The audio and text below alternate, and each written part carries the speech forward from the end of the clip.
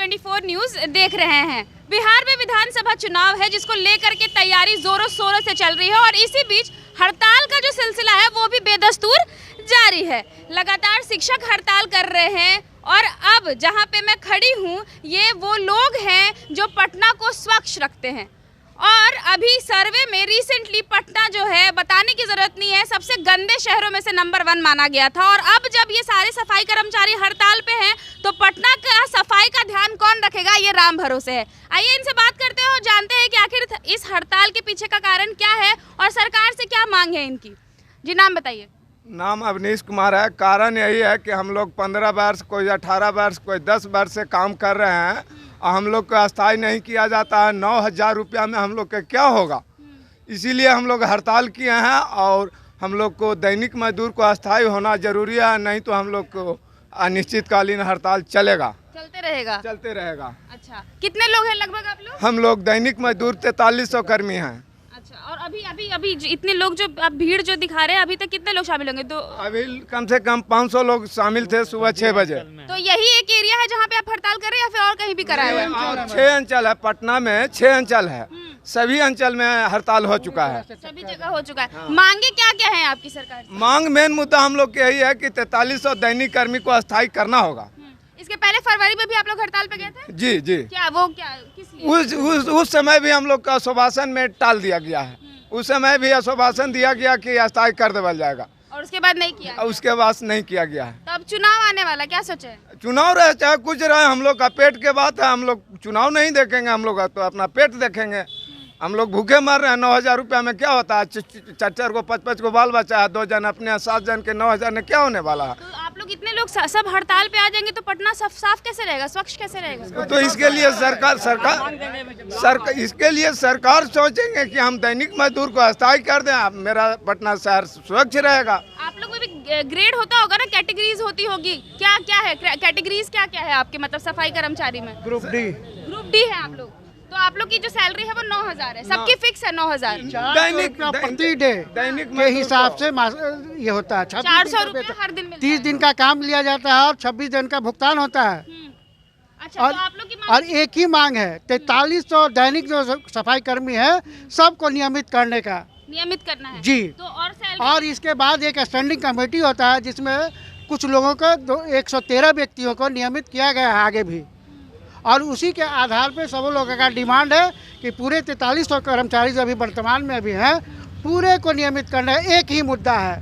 और बाकी जो इन्होंने बात की कि 9,000 रुपये में आप समझ सकती हैं कि इस समय, इस महंगाई के समय में 9,000 में आप क्या कर लेंगी और या हम लोग का क्या भरण पोषण होता होगा, क्या पढ़ाई लिखाई बच्चे को करवाएंगे, क्या होगा, ये आप समझ सकती है। अच्छा, ये कोरोना महामारी में जब से है, मतलब मार्च से समझ लीजिए लॉकडाउन है, उसके बाद की स्थिति क्या है? मतलब आज तक हम लोगों ने जो भी हुआ बिहार सरकार के हम लोग पूरे अपने जीवन लगा दिया। ये मतलब खतरनाक बीमारी में भी सारे लोगों ने खुलकर काम किया और इसका वही 9,000 रुपया नाम मात्र प्रोत्साहन राशि 45 रुपया जो दिया गया है, बस इसके बाद किसी तरह का कोई सहयोग राशि नहीं है। हाँ, और एक चीज़ और है, जान लीजिए कि हमारा जो ये है दैनिक कर्मचारी को बार बार हटाने का धमकी दिया जाता है और ज़रूरत के अनुसार एक्सटेंशन किया जाता है जो कहीं से उचित नहीं है। जब सरकार की ज़रूरत है तो एक्सटेंशन दे दिया 2 महीने का, 3 महीने का, और फिर लात मार दिया। ये कहाँ का व्यवस्था है? इसलिए हम लोग एक ही मुद्दा है 4300 लोगों को नियमित किया जाए। जब तक नहीं होगा, जब तक अनिश्चितकालीन हड़ताल पे हम लोग जारी रहेंगे। पूरे पटना नगर निगम 6 अंचल एक साथ पूरी तरह चक्का जाम, पूरी तरह चक्का जाम। इसकी पूरी जवाबदेही सरकार को जाती है। एक लाइन में बस हम लोग का एक मिनट। सरकार जो मतलब नीतीश कुमार, जिनसे आपको इतनी शिकायतें हैं मौजूदा सरकार में, जो मुख्यमंत्री हैं हमारे, वो तो चुनाव इलेक्शन में बिजी हैं। वो आप लोग की मांग, ऐसा कुछ नहीं होता है कि चुनाव इलेक्शन में, इसके पहले कहाँ थे? जो पहले आपका लोकायुक्त के द्वारा यहाँ निकाला गया कि इन सब कर्मचारियों को हटा दिया जाए, वो थोड़े उस समय चुनाव में थे। और ऐसा नहीं होता है कि एक काम किया जाता है, पूरे बिहार सरकार की पूरी व्यवस्था को देखरेख करना है। लेकिन हमारा 6 अंचल पूरे पटना नगर निगम पूरी तरह काम की तरफ से आपसे यह जानना चाहती हूँ कि चाहे वो हमारी मौजूदा सरकार हो या विपक्ष की पार्टी है, वो सब अभी अपने अपने इलेक्शन पे ध्यान दे रहे हैं। उनको इस चीज से मतलब नहीं है कि गरीब भूखे मर रहा है या सफाई कर्मचारी जो है वो हमारे एक ही चीज़ है, प्रिंट मीडिया जो आप लोग हैं बहुत बड़ा हथियार है। ये सारा मैसेज जाता है और ऐसा नहीं है कि वो बैठे हुए हैं, एक एक चीज़ उनके पास मैसेज आ रहा है। या नगर विकास मंत्री हो या सीएम हो या नगर आयुक्त हो, पटना नगर निगम के नगर आयुक्त हो, सबके पास सारा मैसेज दिया हुआ। एक दिन का ये क्रियाकलाप नहीं है, सारा इसका सिस्टमेटिक ढंग से विधिवत दिया हुआ है लेटर, उसके बाद स्ट्राइक पर हम लोग हैं।